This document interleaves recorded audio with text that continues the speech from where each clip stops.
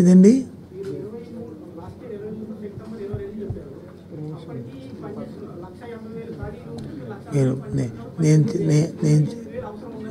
నేను చెప్పినప్పటికి ఇంకా అవ్వలేదు. మీరు మీరు నేను నేను నేను మా నేను 14,000 చెప్పాను, అప్పుడు చెప్పింది 12,000 చెప్పాను.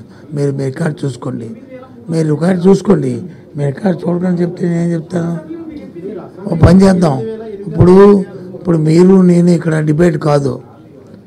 నేను చెప్పింది ప్రభుత్వం అధికారం, ఆ రోజు చెప్పింది ఈ రోజు చెప్పింది నేను ఒకటే.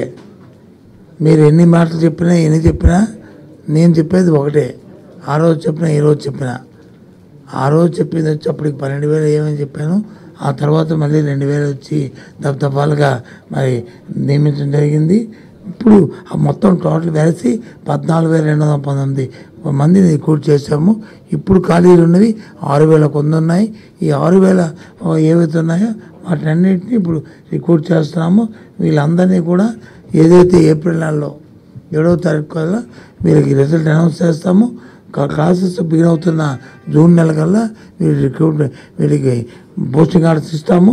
అక్కడ నుంచి ఏ సంవత్సరం ఎన్ని ఖాళీలు వస్తే అన్ని ఖాళీలని సంవత్సరాలుగా ఎప్పటికప్పటికే పూర్తి చేయడానికి, ఎందుకంటే ఖాళీలు ఏమి ఉండకూడదు స్కూల్స్. ఎందుకంటే ఉద్యోగుల గురించి కాదు, ఉద్యోగుల పక్కనే పిల్లల గురించి మనం ఇవన్నీ కూడా దేని గురించి ఎవరిని దృష్టి పెట్టుకుని చేస్తున్నాము?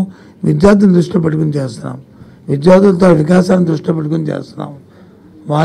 వాళ్ళకి ఖాళీ అనేది ఉండకూడదు కాబట్టి వాళ్ళు ఆ నేపథ్యంలోనే ఇన్ ఫ్యూచర్లో చేస్తాం.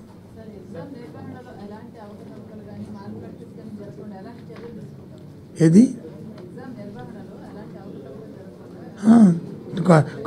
కట్టుదిట్టమైన నిర్ణయం తీసుకుంటాము.